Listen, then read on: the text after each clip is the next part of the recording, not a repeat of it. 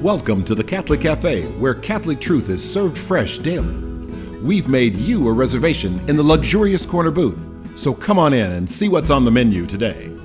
Now, here's your host, Deacon Jeff Drzymski.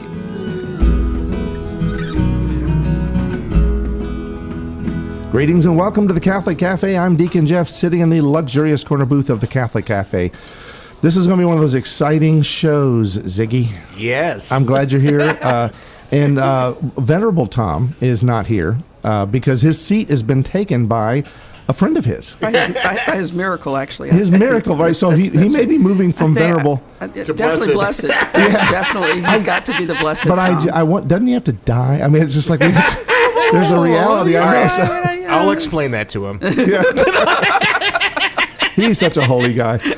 Anyway, so this is an exciting time because we love conversion stories here at the Catholic Cafe. I'm a revert, and so I just get excited when I find out there are people that weren't born Catholic who decide they want to be Catholic, and I think, like, how is the Holy Spirit at work here? And so we actually brought someone who has recently come home to Rome, as they say. This is Judge Char. Char. Is it short for Charlotte? Short for Charmian. Charmaine. No, what? Charmian. Okay, see, Charmian. that's why I'm see. Char. Right, okay. Look, for 10 years, I didn't pronounce it right, so that's fine. I don't really get Well, it's kind of like my last name, Drzymski. Right, exactly, I was in the 6th grade, I think, when I learned how to pronounce it. But you couldn't even marry to get away from it. No. In fact, I made my wife. She's like, and that's me. I mean, I already had Charmian, and then I married Claxton, and it was just like Charmian Claxton. Well, that's why Char is. We're going to go with Char. There we go. Yeah. See, I've always known you as Char, and then when I saw your full name, I just went straight to Charmaine. I didn't even stop to try to pronounce it. You got to look at correctly. the I and the A. Everybody. Yeah. And I've had people tell me that I misspelled my name. I was like, oh, well, that's. Well, whatever your name is, you're Catholic now. And I am. Monica, actually. Yeah, and I'm going to call you Judge because I don't want to call you. Please don't. No, I need to because I don't want to be held in contempt. You won't. It'll hold you in contempt if you do. Yeah. Yes, okay, wait. This is. You didn't call Judge. Oh golly. You interviewed him and his wife. He was in circuit court. Yeah. Well, they were wonderful converts. There was like The Rebellious? No. They were in our Judge John McCarroll. Right. Yeah. You didn't call him Judge. I call him Judge now. Now, okay, but you didn't during his interview. He is venerable. He is venerable. He is on his way as well. They had a wonderful conversion story from the Episcopalian faith. Yes. And they were one of our early shows. I mean, this is like 15 years ago. I know, because I listened to it. Oh, did you? I listened to it 15 years ago. Well, you found us, and I think that's awesome. Yeah. I'm always surprised that people actually listen to this show. I don't know why. Still surprises me. You guys are a key part of me being here. That's awesome. But for those at home who are listening, yes, we'll likely be calling her Char most of the show, but Your Honor is the appropriate address, and that she is a magistrate judge, a federal judge, and it's a real blessing to have Judge Claxton with us today. That's right. And if we ever find ourselves in front of your bench, just be nice. Be nice to us. That's all we're asking. I will give you all the graces that our Blessed Mother gives me to give you. As you send me off to jail, I actually had the honor of working with Jeff Drzymski for a while. Oh, my son, that's right. Junior, as I call him, was working there. Yeah. And he said only kind words about you. Well, thank you. Well, it's not always a good thing to meet people that sometimes view themselves as God. You don't. But there's a couple of times, judges and doctors can sometimes just step over the line just a wee bit, not immorally, but in a way where they're like, you got to be walking on eggshells around them. No, not me. I'm a harmless cream puff, really. Oh, that is awesome. Well, let's get into the cream of the cream puff here, and let's find out. So you grew up a good Baptist girl, I guess. I did. I was raised by my grandparents in Burke County, Georgia. And stayed with them until I was 10 and moved to stay with my mom and stepfather in Atlanta. But with my grandparents, grew up in our family church. My granddad's grandfather was the first pastor of Portersville Baptist Church. You were well steeped in the Baptist tradition at that point. Absolutely. And you got baptized around that time? I did. Baptized in 1970, 6 years old. And So I wanted to join the church because my great aunt told me that I couldn't sing in the choir if I wasn't a member of the church. Oh. And so So you had a goal. So I had a goal, and it was revival that year, and I approached, as we call it, the mourner's bench. And I've never heard the mourner's bench term. Yeah. Was that particular to like a deep South kind of thing? That's just what you knew? That's what I knew. Yeah. And and again, it isn't just, kind of skipping up and saying, okay, you want to be a member of the church? Okay, you're cute. Let's make you a member. No. How did you get baptized? I mean, what was the process? I think we all, because we're talking to a lot of Catholics. Yeah. Some converts. And so people have different baptismal experiences. What was yours like? So first I had to get past the deacons.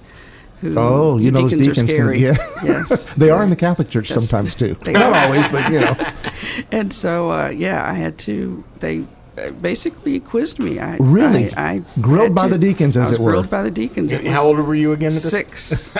Wow. Okay, well, you passed, apparently. I did. I passed. And then we have, at our church, we have baptism once a year.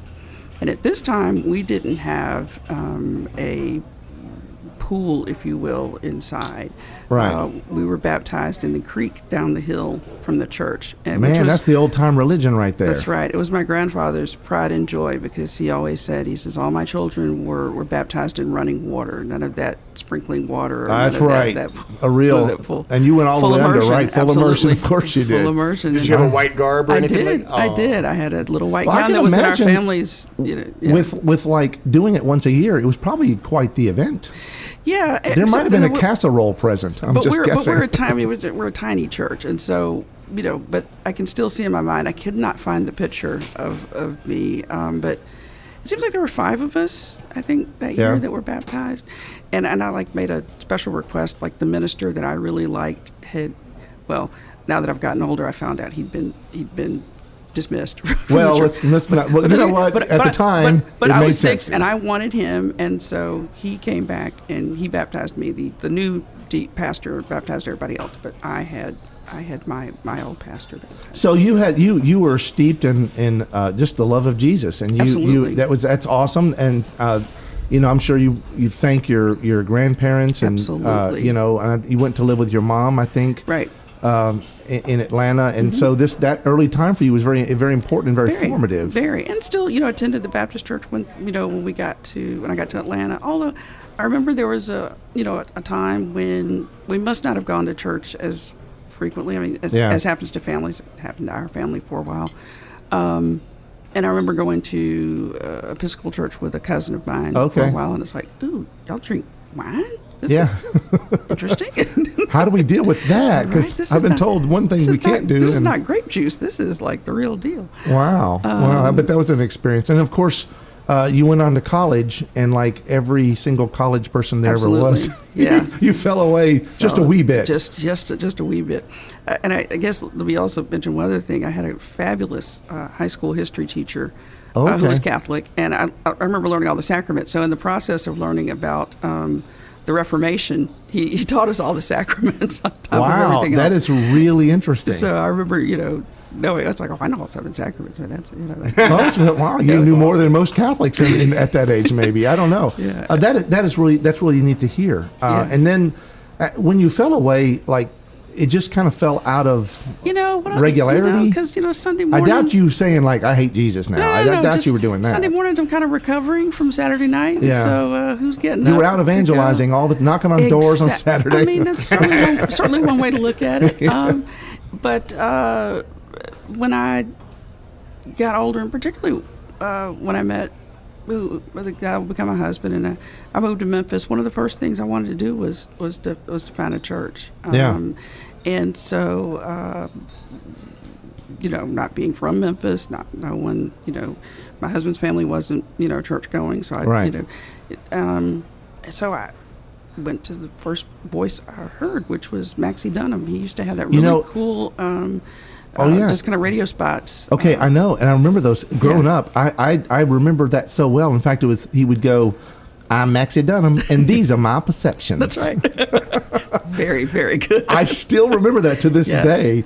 He was a very prominent, Christ United Methodist Church was a very prominent big. Well, I don't know if it was technically called a megachurch, but it was a big influence in Memphis for many, many years. So I don't think I understood its place in the religious firmament. What I got was he was awesome, is awesome. Yeah.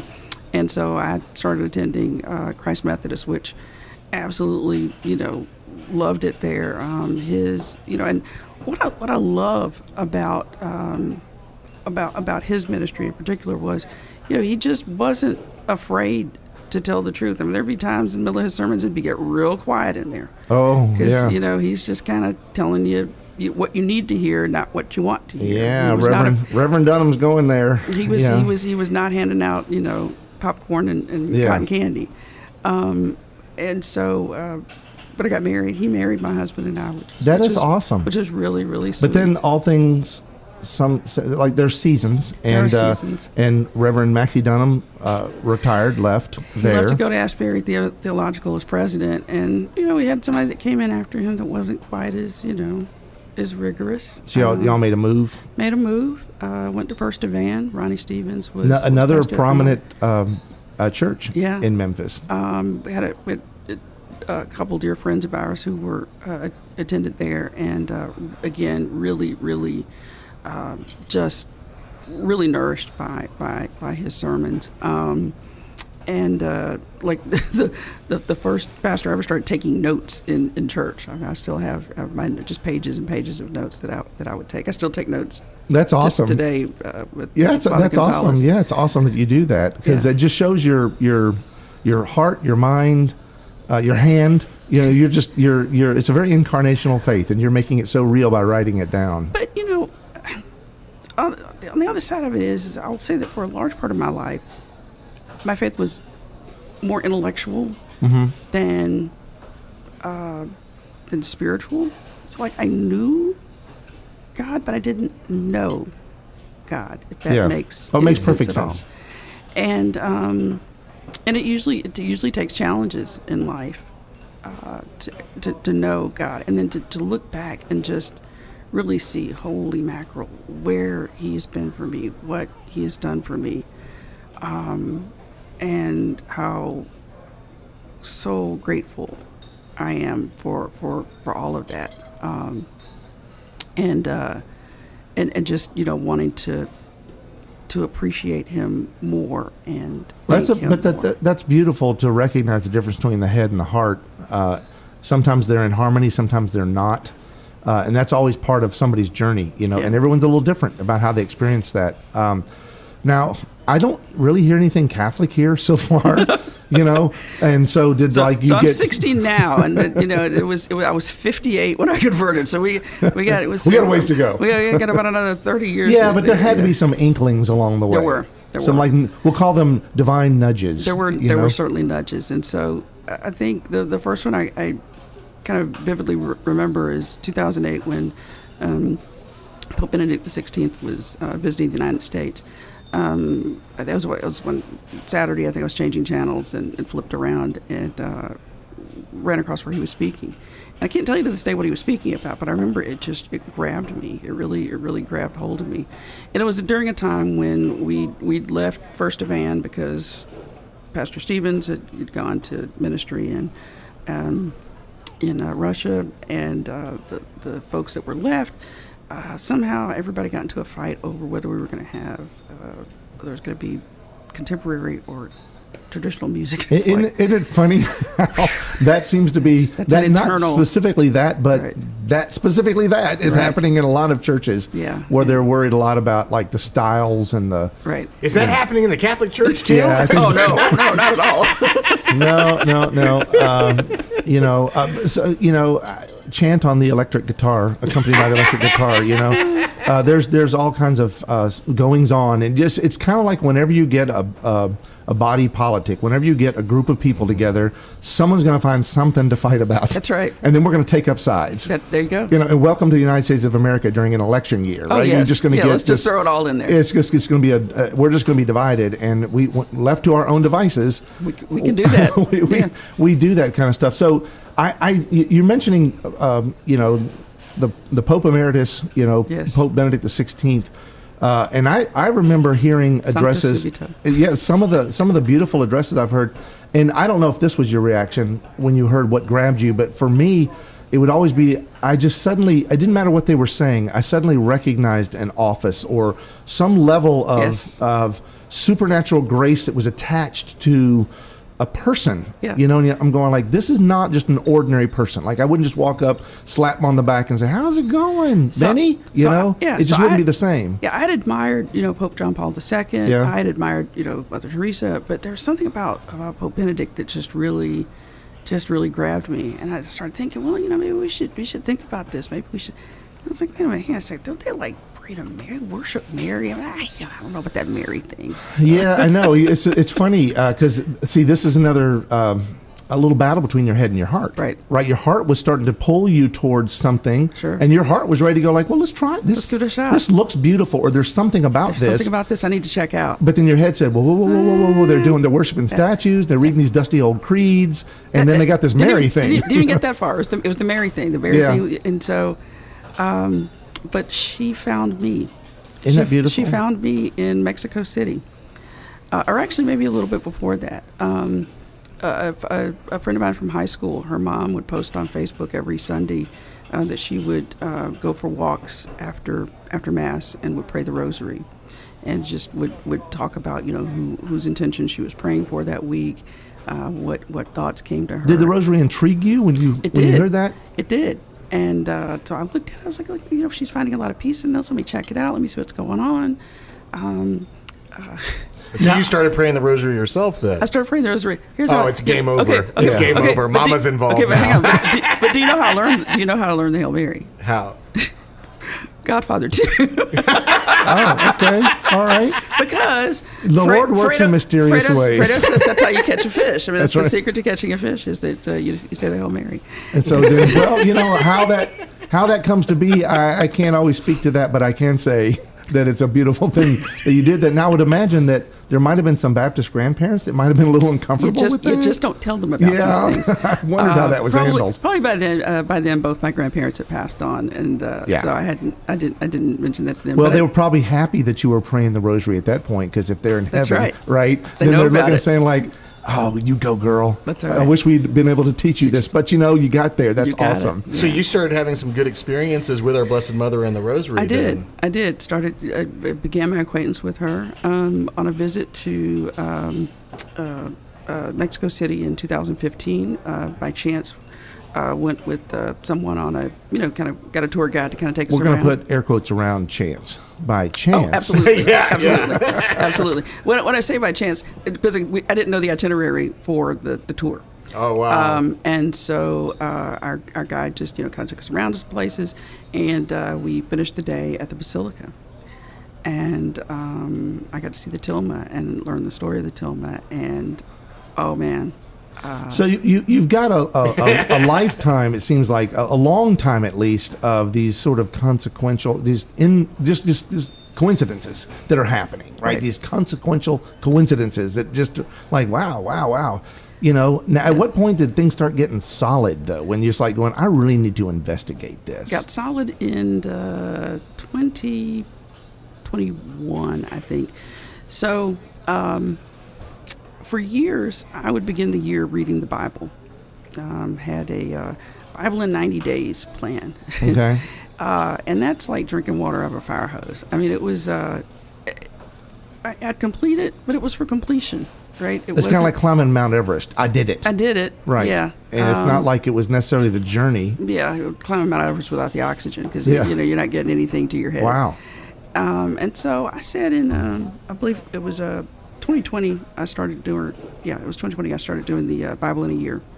With, my wife's been through it. This is her third time. Mm-hmm. She loves it. Same thing. She's listening to Father Mike Schmidt's Bible in a Year podcast. Right. So many people are.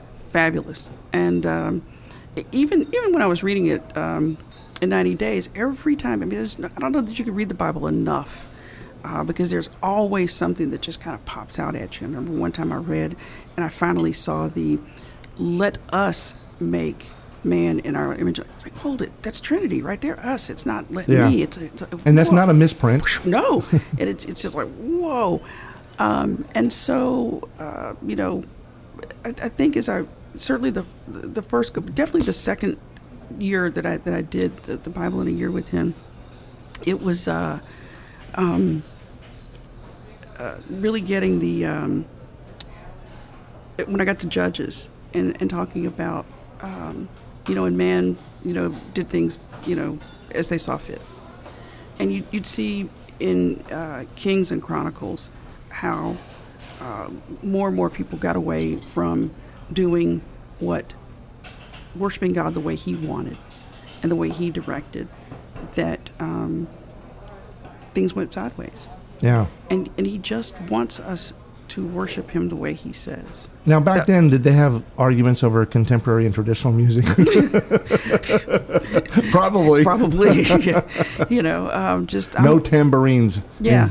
I'm worship. going to decide that you're going to go to Dan and Bethel instead of going to the temple. It's the same. And then that was what really hit me, was all the times that I would say, well, going to Baptist church or Presbyterian and whatever else, it's the same. I'm still believing in God, so it's all the same. Well, that's what they were saying, where they were saying, well, we'll go to Dan, or we'll go to Bethel, or we'll do it this way. Or, we don't have to have the Levites. Why do we need the Levites? We're perfectly good. No, that's not what He said to do. And then, so that's when I said I've got to check this out. And then, start reading the early church fathers. And it's another thing is as Protestants, who learns about that stuff? That's the old stuff. We don't need the old stuff. We got the New Testament. Everything's good. Everything's good. Right. Talk about a 1-2 punch. Both the Rosary and the early church fathers. Oh, man. She is destined at this point. Oh yeah, you're done. You're cooked. Bought and sold. Yes. No, that's awesome. That you see all this, and again, these are like these sort of coincidences that just keep piling up, and now there's an earnest seeking, or it's I want to know. Now, how did you get to Mass though? Right. So I said, all right, well, start going to Mass. So you look online. I know the nearest Catholic church to me, so I go online and see what Mass times are. Okay, so I'll go on a Saturday and I'll see. Were you a little confused when you got there? Oh my goodness, I was so confused. Yeah. I was a complete fish out of water. It's like, oh dear, I didn't kneel before I got in the pew. I'm seeing everybody else doing this. I'm going, I know everybody's looking at me like, what's she doing? They just thought you were a sinner. It's okay. They just thought you were a sinner. It's not a big deal. Yeah. There's a lot of sinners, I think I'd gotten a missal and I was dead lost. Like, which way do I go here? Yeah.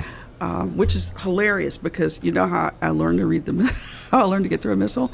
I started doing Liturgy of the Hours, and once I learned how to master the ribbons and Liturgy of the Hours, moving things around. Missals are nothing now. Yeah, absolutely. That's but again, okay. now you get steeped in the Liturgy of the Hours as well. I'm not as good as that as I should be. But there's something about being connected to the patrimony of the church, to the ancient prayer of the church, to the traditions of the church. When you start to see that stuff, you start to recognize all the things that you thought about Catholicism were misconceptions, misperceptions, maybe even myths and things that weren't true, and you start to realize, man. But the real kicker was the first time I went to Latin Mass. Oh yeah? Oh my gosh.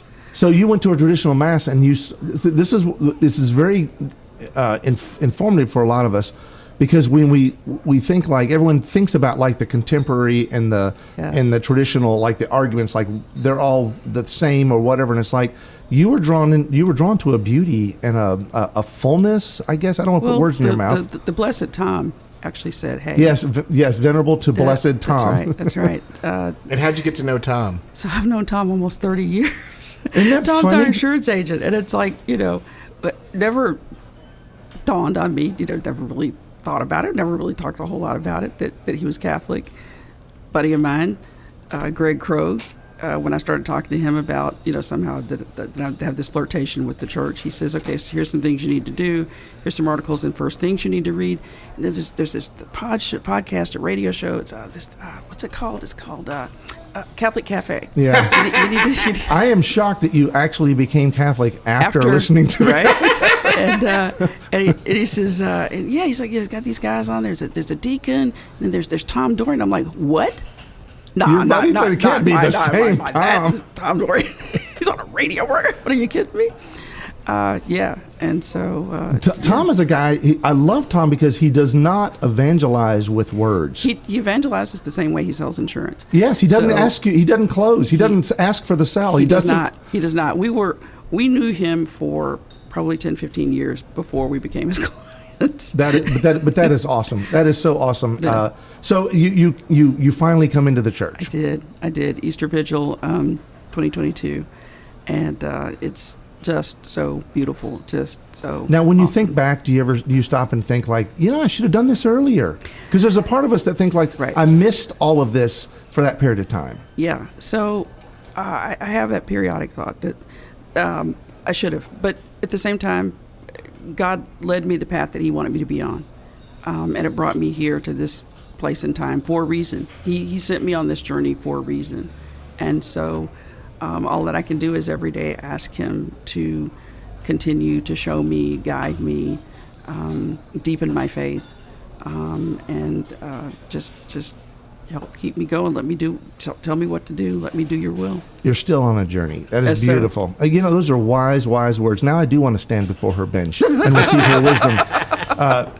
So, Judge Char Claxton, Judge, Your Honor, thank you so much for sharing this story Thank with you us. so It is much for so having beautiful to hear this, to see it, and really to see just God active and working in the world today. As much as we want to look at the world and go like, this place is a mess, you start to see these little in a little oasis of hope and something that's really, really just beautiful, and we could see this play out. And so thank you for sharing your story, and I hope it inspires others to just stay on a journey, right?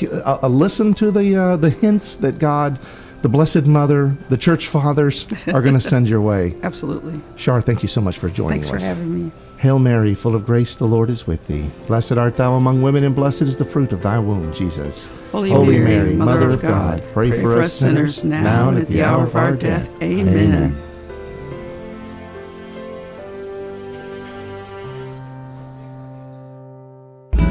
Thanks for listening to the Catholic Cafe. If you'd like to contact Deacon Jeff, send him an email at deaconjeff@thecatholiccafe.com. Visit us on the web at thecatholiccafe.com. You can also find us on iTunes or follow us on Facebook and Twitter. The Catholic Cafe is brought to you by the Order of Malta Federal Association. Join us again at the Catholic Cafe, serving up salvation one cup of coffee at a time.